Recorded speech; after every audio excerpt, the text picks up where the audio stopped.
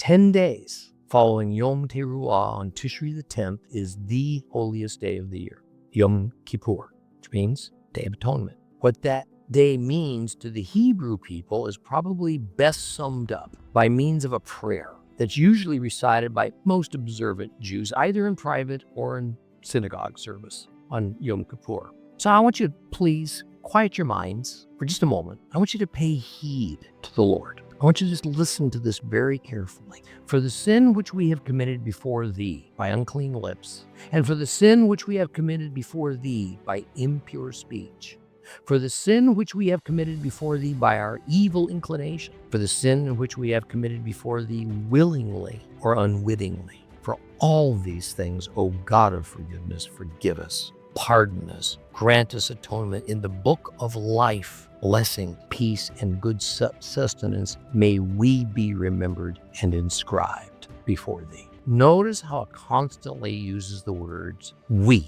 instead of I. This is a prayer for the body of Israel as a whole.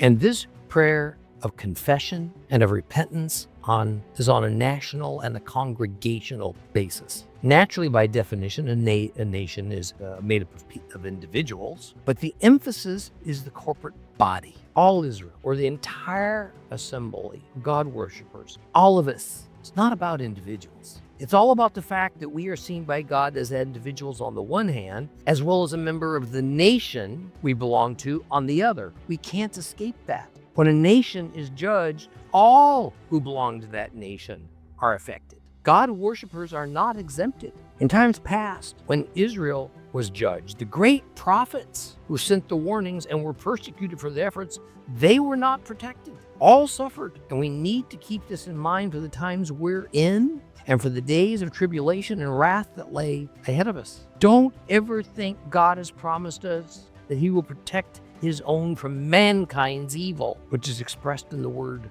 tribulation. In fact, we are promised that we too, even as sincere God worshipers, are going to be greatly afflicted